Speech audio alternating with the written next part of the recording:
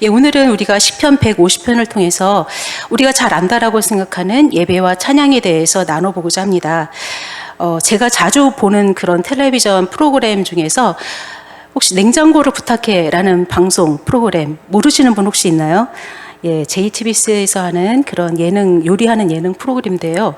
제가 그걸 종종 봅니다. 이제 주일에 사역이 끝나고 집에 가서 자기 전에 그걸 마무리로 딱 보고 나면은 한 주가 굉장히 개운하게 시작하는 그런 느낌이 들어요. 그래서 그걸 보는데 며칠 전에도 그거를 보다가 거기에 특별히 재밌는 그런 캐릭터로 거기서 나온 그런 출연진들이 계세요. 근데 마침 그때 게스트로 엄정화 씨가 나왔습니다. 근데 엄정화 씨가 굉장히 스튜디오가 시끄럽고 여러 가지 소리로 여러 가지 질문을 막 셰프들에게 앞에서 요리하는 셰프들에게 던지는데 그래도 그 셰프들은 그 난장판 속에서도 그 질문들을 듣고 대답하고 그리고 또 리액션도 하고 이러는 모습들을 엄정화 씨가 어떻게 저렇게 이렇게 시끄러운데 요리하면서 대답도 해주고 그렇게 하시는지 모르겠다라고 얘기를 했어요. 그랬더니 그 가운데 출연진 중에 김풍 작가라는 분이 계시거든요. 웹툰 작가이신데 근데 그분이 그렇게 해야 돼요 라고 하니까 엄정화 씨가 이렇게 재밌게 장난스럽게 김풍 작가님이 제일 시끄러워요 그랬더니 김풍 작가님이 뭐라고 했냐면 그게 제가 하는 역할이에요 라고 얘기를 하더라고요. 네, 그렇습니다. 김풍 작가님은 거기에서 요리만 하는 사람이 아니라 일반인으로서 자취생 같은 그런 요리를 기발하게 해서 게스트들에게 내놓죠. 그럼 사람들이 그걸 맛보고 기대하지 않았기 때문에 더 놀랍고 그래서 별을 더 딸 때가 있어요. 그래요. 그분의 역할은 거기에서 재밌게 양념을 쳐주고 사람들을 즐겁게 하는 그런 역할도 있습니다. 그리고 물론 요리를 해야 되는 그런 역할도 있겠죠. 그걸 보면서 나의 역할은 무엇일까? 나의 주어진 상황 안에서 내가 얼마나 나의 역할을 제대로 하고 있나? 내가 얼마나 주님께서 허락하신 그 한도 안에서 그 상황 가운데에서 주어진 상황 가운데에서 내가 어떻게 역할을 하고 있나라는 생각이 들었습니다. 그래요. 하나님께서 우리를 셰프는 아니지만 우리 각자에게 주어진 역할들이 있을 거예요. 가정에서 그리고 혹은 또 일터에서 그리고 교회에서 그런 역할이 있고 무엇보다 그런 역할들이 앞서서 우리가 해야 되는 일들은 하나님께서 우리를 부르신 이유 그런 목적이 있겠죠. 그것이 뭔가 일을 많이 하라는 것이 아니라 주님은 말씀을 통해서 분명히 얘기하고 있어요. 여러분들이 아시는 말씀일지 모르겠지만 외우지 못하는 분들도 있을 것 같아요. 그렇지만 이 말씀이 굉장히 쉽고 외우기도 간단해요. 이사야 43장 21절 4321이에요. 외우기 되게 간단하죠. 우리 이사야 43장 21절 이게 한번 좀 찾아보고 외워볼까요? 이사야 43장 21절입니다.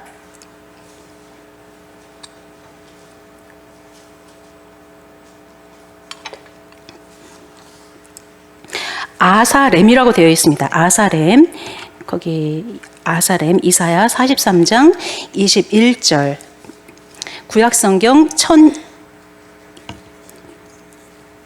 1020쪽에 있습니다. 1020쪽 다 찾으셨으면 함께 읽어볼까요? 다 같이 시작. 이 백성은 내가 나를 위하여 지었나니 나를 찬송하게 하려 함이니라. 그래요. 많은 분들이 암송하고 계시는 말씀일지 모르겠어요. 그래요. 4321이니까 외우기도 간단합니다. 이 말씀을 외웠으면 좋겠어요. 하나님께서 우리를 창조하신 이유가 뭐라고요? 나를 위해서 내가 세웠고 그 다음에 나를 찬송하기 위해서 내가 너희들을 지었다라고 말씀하고 계십니다. 그래요. 하나님께서 하나님 앞에 우리가 그분을 찬송하는 것이 그분을 찬양하고 높이는 것이 우리를 만드신 그렇게 우리의 존재의 이유예요. 오늘 말씀의 제목을 제가 찬양할지어다라고 지어봤는데요. 여기 그 시편 150편 말씀은 그 우리가 어떻게 찬양해야 되는지, 무엇을 찬양하고 누구를 어떤 모양으로 찬양해야 되는지 굉장히 시각적으로 우리가 상상할 수 있게끔 잘 설명이 되어 있는 말씀이에요. 오늘 이 말씀을 통해서 우리가 찬양과 그리고 예배에 대해서 좀 살펴보길 원합니다. 찬양에 대해 살펴보기 전에 먼저 예배라는 것에 대해서 그 원어의 뜻을 통해서 한번 살펴보길 원하는데요. 예배라는 것은 크게는 이제 세 가지로 나눌 수 있습니다. 먼저는 하나님을 경외하는 거예요. 여호와를 경외하는 것, 하나님을 경외하는 거예요. 그래서 경외와 존경의 의미로 히브리어로는 야레, 그리고 헬라어로는 세보마이 이러한 단어를 많이 사용하고 있습니다. 그래서 하나님의 그런 거룩한 성품에 대해서 우리의 마음의 태도가 어떠해야 되는지 그런 것을 나타내주는 단어예요. 그리고 또 한 가지는 아마 성도님들이 많이 들어보셨을 거예요. 하나님 앞에 부복하는 것, 엎드리고 그 다음에 키스하는 것, 그런 의미로 헬라어로는 뭐 프로스큐네오, 그 다음에 히브리어로는 샤하 이런 단어를 씁니다. 그게 어떤 단어인 거예요? 하나님 앞에 완전히 엎드려서 그렇게 완전히 모든 것을 주님 앞에 드리는 그러한 모습을 나타내고 있죠. 그래서 전적인 순종이 없이는 우리가 예배가 아니라는 거예요. 완전히 하나님 앞에 드리고 주님 앞에 우리의 사랑을 표현하는 것이 바로 프로스큐네오 그리고 샤하 그러한 뜻입니다. 그리고 세 번째로는 노예나 종이 주인을 섬긴다라는 의미가 있어요. 종이 두 주인을 섬길 수 있습니까? 섬길 수가 없겠죠. 그래서 히브리어로는 아바드, 그 다음에 헬라어로는 라트리오라는 단어를 쓰고 있어요. 그래서 이건 우리의 마음이 나뉠 수가 없다라는 거예요. 우리가 예배드리면서 얼마나 많이 우리의 마음이 나뉘어져 있습니까? 이 가운데도 아마 계실 거예요. 끝나고 나면 바로 뭘 해야지, 집에 가서 뭘 해야 되고 이런 생각들을 우리가 하게 돼요. 저도 가끔씩 앉아있다가 예배드리다가도 순간 엉뚱한 생각이 내 생각 가운데 탁 파고들어서 그 생각으로 계속 꼬리에 꼬리를 물고 들어갈 때가 있어요. 맞아, 그렇게 했어야 되는데 내가 잊어버리고 그냥 나왔네. 이러한 일들 우리가 얼마나 많습니까? 그래요. 우리의 마음이 굉장히 많이 나뉘죠. 그런 것뿐만 아니라 나의 그런 걱정거리, 근심거리 그런 것들 때문에 내 마음이 하나님을 택할 것인지 그리고 세상을 택할 것인지 우리는 늘 양쪽에서 갈팡질팡해요. 그래서 어떻습니까? 우리의 삶이 더 괴로워요. 더 곤고하죠. 얼마나 피곤한 인생입니까? 하나님 한 분만 믿고 나아가고 그 말씀에 순종하면 되는데 우리 마음에 믿음이 없어요. 그런 헌신함이 없고 주님이 누구신지 모르는 거죠. 전능하신 주님이 어떠한 분이신지 모르기 때문에 우리는 순간순간 주 앞에서 계산하고 두 주인 혹은 또 세 주인 그렇게 우리가 여러 주인들을 섬기게 됩니다. 그래서 이것은 우리가 종으로서 주인을 섬기는 것이 어떤 속박이나 그리고 구속이나 부자연스러운 그런 것이 아니라 과거의 종이 주인을 섬긴다라는 것은 영광스러운 일이었어요. 감사한 일이었어요.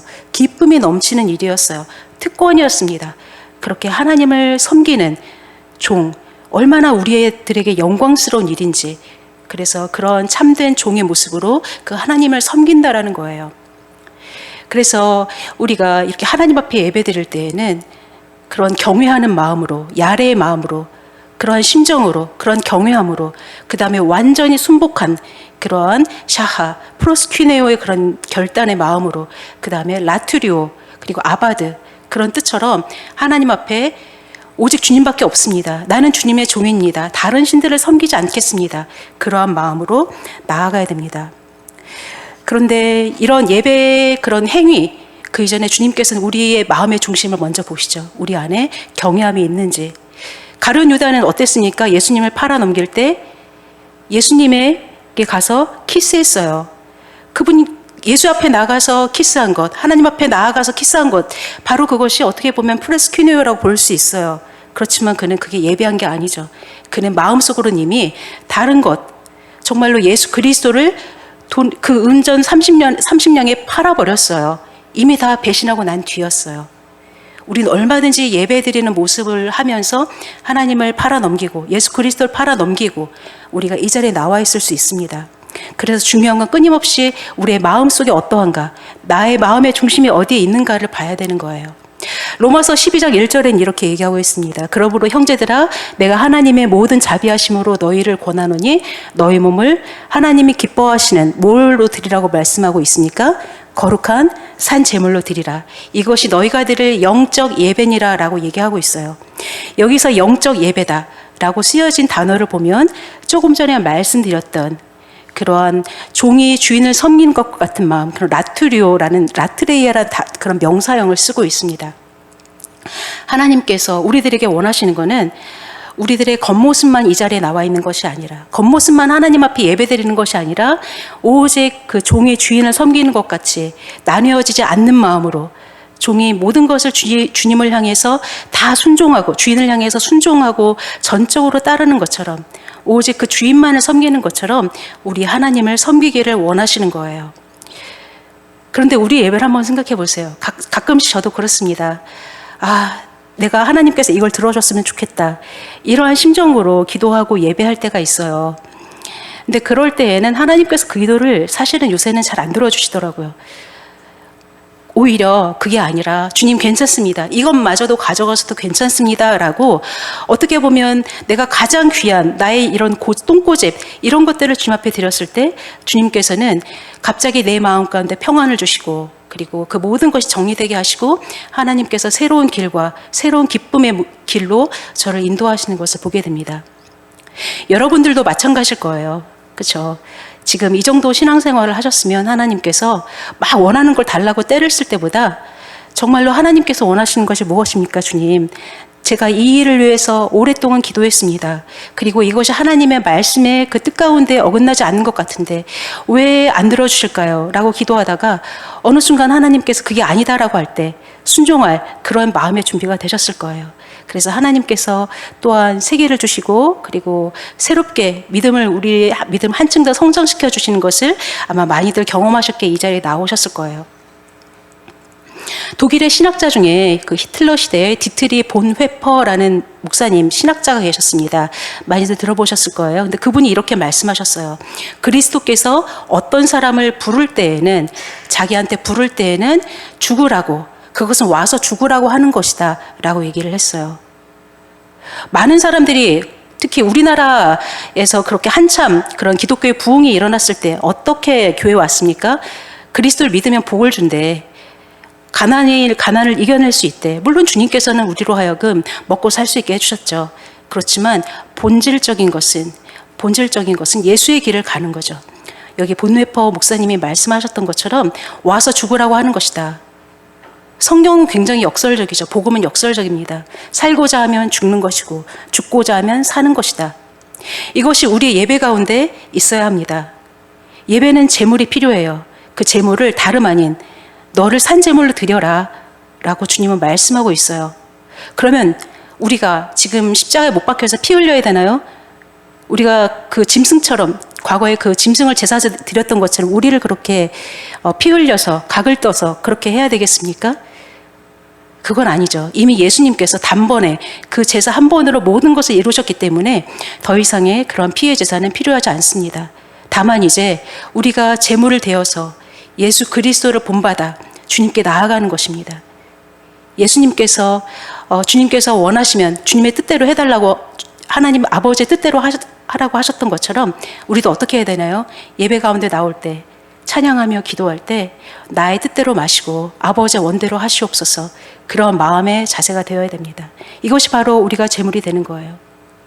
나의 뜻에 나의 계획에 주님 결제 사인해 주세요가 아니라 주님 내 뜻을 이루어 주세요. 나의 인생의 목표를 위해서 하나님을 이용하는 것이 아니라 내가 잘 되기 위해서 하나님을 이용하는 것이 아니라 전적으로 주님 앞에 맡기며 순복하며 오직 주님만을 주인으로 섬기며 나아가는 겁니다. 그런데 이게 아무에게나 주님께서 너 당장 그렇게 해라고 말씀하지 않으시죠. 그래서 예배는 관계입니다. 예수 그리스도 그분의 은혜를 모르고서는 우리가 온전히 예배할 수 없어요. 우리가 죄인이었다는 것을 알기 때문에 우리가 죄인이라는 것을 알기 때문에 그런데 우리를 위해서 예수 그리스도께서 십자가에 달리신 그 공로로 내가 하나님과 나아가는 그런 길이 열렸다라는 것을 새롭고 산 길을 열어주셨다라는 것을 알기 때문에 우리가 하나님 앞에 예배드리고 찬양하는 것이죠. 그래서 그 은혜를 만난 사람, 그 사람만이 하나님을 온전히 예배할 수 있습니다. 하나님께 순전한 예배를 처음에 한 번의 그런 순종은 어려운데 순종도 계속해서 연습하다 보면은 예전보다는 조금씩 나아지는 것을 우리가 경험을 합니다. 그러면 찬양이라는 건 무엇이라고 생각하십니까? 찬양이 무엇일까요? 찬양의 그 원뜻은 칭찬하다, 그리고 높이다, 그런 뜻이에요. 칭찬하고 자랑하는 것, 그런 것이 찬양의 뜻이에요. 그런 예배의 한 요소로 찬양이 있는 것이죠. 하나님 앞에 감사와 찬양하는 한 요소고 그리고 또한 예배드리는 방법이기도 합니다.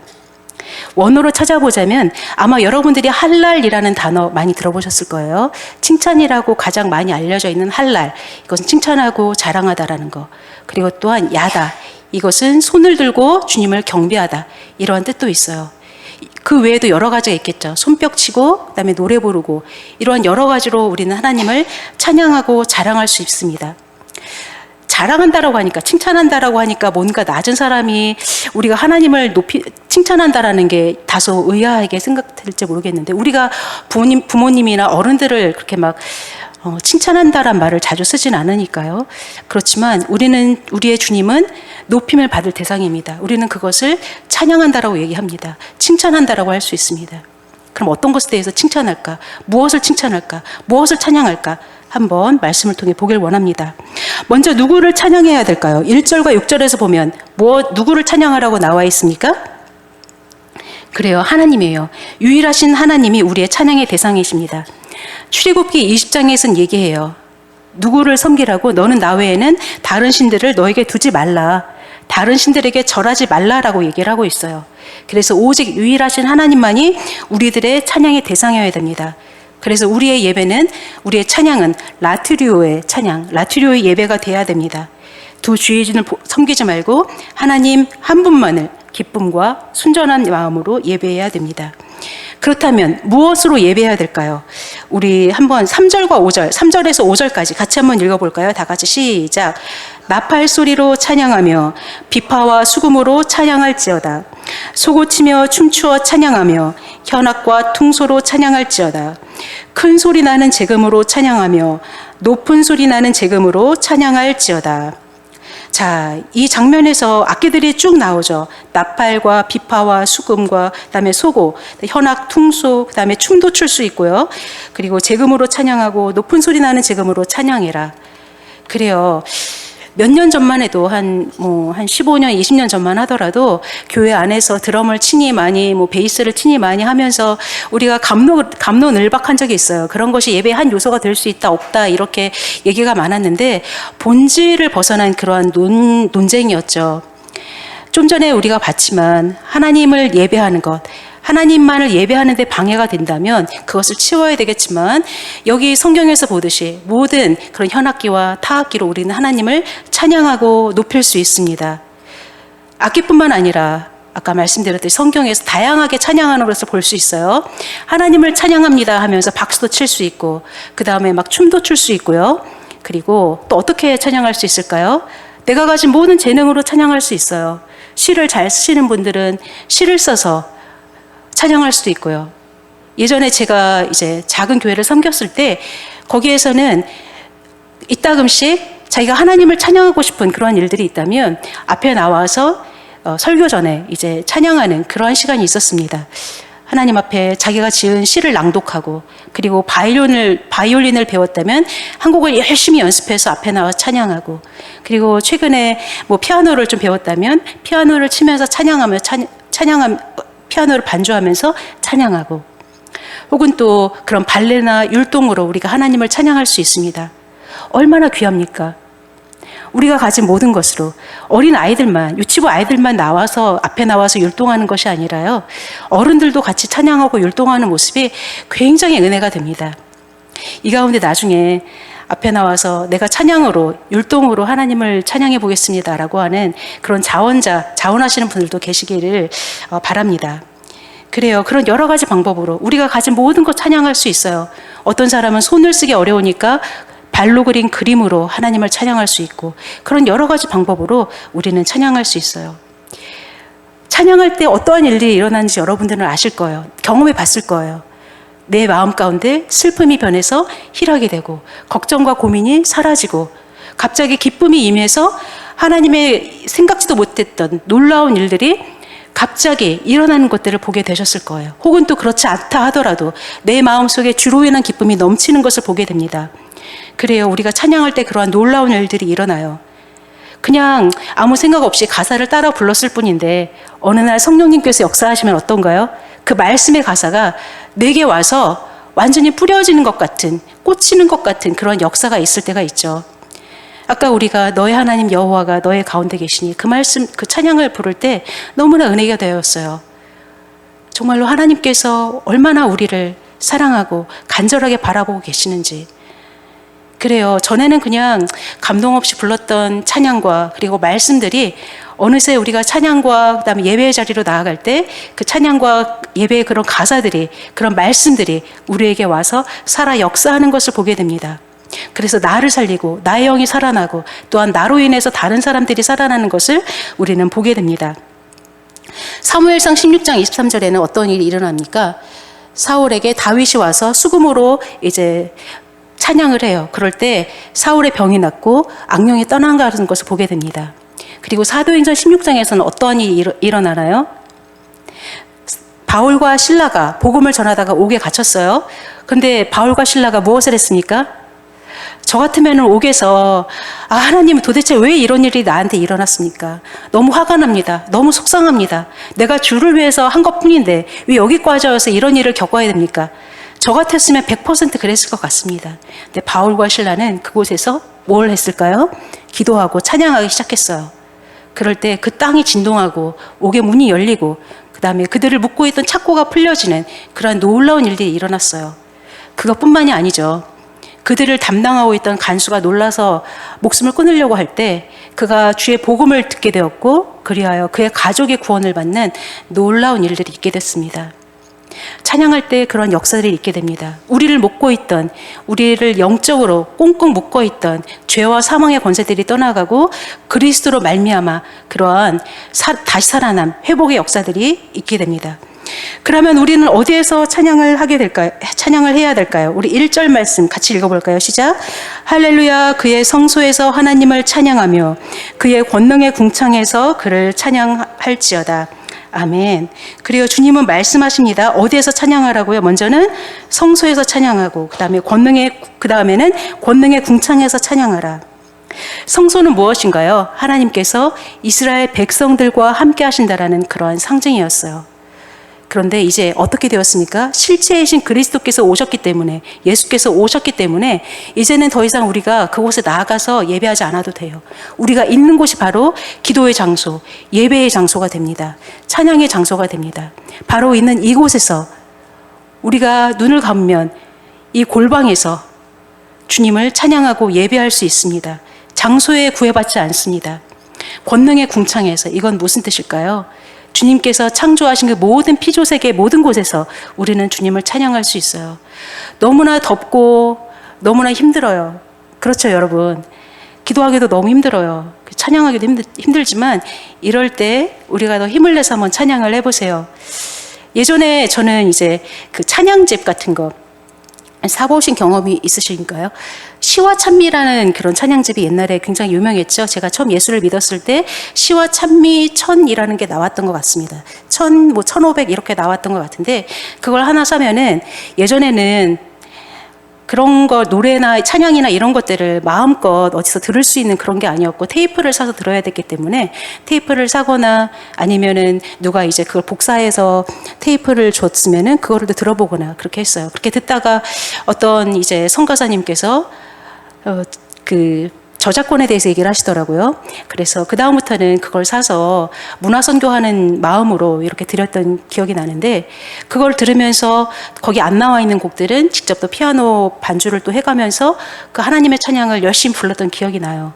그럴 때 그때 제가 굉장히 마음이 힘들었던 상황이었는데 그렇게 불안함밖에 없었던 그리고 내가 어떻게 살고 있는지 나도 모르는 어둠 속을 헤매는 나의 상황 가운데 주님께서 임하셔서 정신을 차리게 해줬던 기억이 납니다. 그래서 찬양이 나에게 얼마나 유익한지 그래서 악령이 떠나가고 내 안에 그리스도의 영으로 자리하신 그리스도의 영으로 나를 얼마나 충만하고 기쁨이 넘치게 하시는지 이 여름에 여러분들이 그것을 경험하시길 바랍니다. 요한복음 4장 20절에서 사마리아 여인이 예수님한테 질문합니다. 우리 조상들은 이 산에서 예배했다. 그런데 당신들의 말로는 예배할 곳이 예루살렘에 있다라고 들었습니다. 그런데 그때 예수님의 대답은 무엇이었습니까? 사마리아 여인은 그 예배의 장소에 대해서 궁금했어요. 이 산도 아니고 어디에서 예배를 하지? 예루살렘 어디에서 예배를 해야 되나요? 그랬을 때 예수님께서 뭐라고 말씀하셨나요? 이 산에서도 말고 예루살렘에서도 말고 너희가 아버지께 예배할 때가 오겠다라고 말씀하고 계세요. 그래서 예배하는 자가 영과 진리로 예배할 때가 온다라고 말씀하십니다. 우리의 관심은 눈에 보이는 것에 있어요. 저 사람이 좋은지 안 좋은지 그래 우리가 판단할 거 그거밖에 없으니까요. 그 속을 알 길이 없으니까 혹은 또 예배의 모양이 내 마음에 드는지 안 드는지 우리는 그런 것으로 교회를 판단하고 예배를 판단하고 그 사람을 판단합니다. 그렇지만 주님의 관심은 그 모습에 있지 않아요. 그것이 복음에 어긋나지 않는다면 복음과 그렇게 다르지 않다면 하나님께서는 영과 진리로 예배하는 우리의 모습을 보기를 원하십니다. 우리가 영과 진리로 예배하는 것, 그것에 관심이 있으십니다. 우리의 마음의 중심을 주님께서는 가장 관심이 있으신 거죠. 그래서 우리의 관심이 오늘 어떤 멋진 옷을 입을까? 물론 그것도 좋지만 내가 내일 주일의 예배를 위해서 얼마나 오늘 내가 기대하며 준비하며 기도했나? 주님께서는 그것을 보실 거라고 저는 믿습니다. 그래서 여러분들이 주일의 예배를 성공하기 위해서는 그 전날도 잘 살아야 돼요. 사실은 그 한 주간도 잘 살아야지 뭔가 그래도 주님 앞에 하나님과의 관계가 내가 좀 마음이 힘들지 않을 수 있어요. 내가 예배 드리러 가면서 뭔가 내 마음에 찝찝함이 있고 불안한 마음이 있고 그리고 힘든 마음이 있다면 그것이 뭔지 주님께서 알려주실 거예요. 그래서 그 마음의 근원, 이런 걱정의 근원, 불안의 근원, 그리고 불쾌감의 근원을 주님께서 해결할 수 있도록 주님께서 도와주실 거예요. 그래서 예배하는 것은요, 예배하는 이 시간뿐만 아니라 예배를 준비하는 그 과정조차도 역시 예배입니다. 여러분들이 그렇게 예배할 수 있기를 바랍니다. 주님께서 기뻐하시는 그런 예배를 드릴 수 있기를 바랍니다. 여러분이 있는 곳에서 영과 진리로 예배하고 주님을 높이며 찬양하시길 바랍니다. 그러면 우리가 하나님의 무엇을 찬양할 것일까요? 2절 함께 읽어보도록 하겠습니다. 시작. 그의 능하신 행동을 찬양하며 그의 지극히 위대하심을 따라 찬양할지어다. 자, 무엇을 찬양한다고요? 하나님의 무엇을?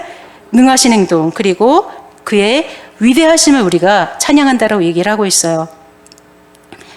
여러분 그렇게 한번 찬양해 보셨습니까? 이렇게 찬양의 노래 가사대로 따라하는 것 말고 내가 직접 주님의 높으심을 찬양합니다. 오늘 아침에 나에게 감사함을 주신 하나님께 찬양합니다.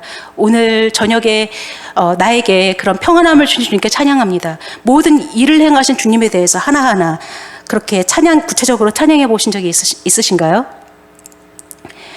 예전에 그 선교 그런 훈련을 받을 때 그 훈련하시는 선교사님께서 거기 훈련생들에게 갑자기 말씀하시는 거예요. 너희들이 이제는 하나씩 감사하면서 소리를 내어서 하나님께 하나님을 높여봐라 했습니다.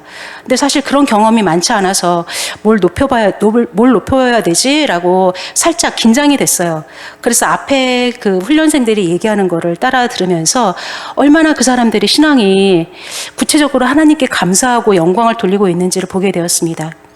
오늘 아침에 발가락이 다쳤는데 지금 조금 더 낫게 해주셔서 감사합니다. 우리가 생각할 땐 별거 아닌 것 같지만, 그리고 그냥 잊어버릴 수 있는 것 같지만 얼마나 구체적으로 하나님께 감사한지, 심지어 어떤 것 때문에 감사할까요? 나의 약한 부분, 연약한 부분 때문에 감사하는 거예요. 나에게 이렇게 이러한 좋지 않은 경제적 여건에 대해서, 나의 그리고 좋지 않은 건강에 대해서, 그래서 내가 하나님을 붙잡을 수 있었습니다라고 그렇게 하나님을 찬양하는 모습을 보면서 굉장히 제가 많이 배웠던 경험이 있습니다. 여기 성도님들도 그렇게 한번 찬양을 해보세요. 그러면 내가 찬양한 것보다 더 놀랍도록 그런 찬양과 간증의 제목들을 주님께서 주실 거예요. 그러면 마지막으로 누가 찬양해야 될까요? 6절 함께 읽겠습니다. 시작. 호흡이 있는 자마다 여호와를 찬양할지어다. 할렐루야. 그래요. 누가 찬양을 해야 됩니까? 맞아요. 호흡이 있는 모든 사람들이 주님을 찬양해야 됩니다. 그것이 우리를 창조하신 하나님의 목적입니다. 아까도 잠깐 나눴지만 예전에는 찬양을 듣고 설교를 듣는 일들이 뭔가를 돈을 좀 지불해야 됐어요. 그렇죠?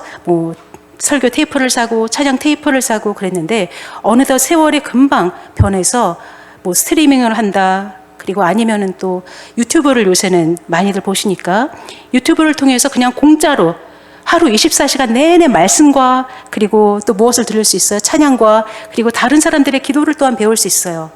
그리고 성경 수업도 받을 수 있습니다. 그런데 참 놀랍게 내가 그 가운데 나아가서 내가 주님을 예배하는 마음이 되지 않으면은 그것이 그냥 한 귀로 듣고 한 귀로 흘러가는 것을 너무 많이 경험을 해요. 말씀도 틀어놨지만 내가 저걸 엊그저께 들었던 것 같은 말씀인데 라는 생각이 들 때가 있어요. 들었지만 듣지 않았다라는 말씀이죠. 그래요. 굉장히 모든 것이 풍요롭지만 사실은 우리의 영혼은 그렇게 예전만큼 못하다라는 생각이 들어요. 하나님 앞에 그런 열심은 없다라는 생각이 들어요. 내가 예전처럼 1번부터 1000번까지 찬양을 부르는가? 그렇지 않거든요. 사실 그 책 이제는 떠나보냈거든요.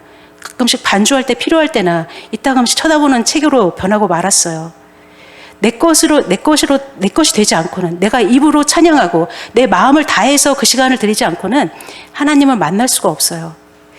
여기 계신 여러분들이 이 여름 덥지만 이열치열 우리가 하나님 앞에 큰 소리로 신나게 온 마음을 다해서 하나님을 찬양하면서, 그리고 그렇게 열매 맺는 가을을 준비하는 우리 모든 믿음의 성도들 되기를 기도합니다.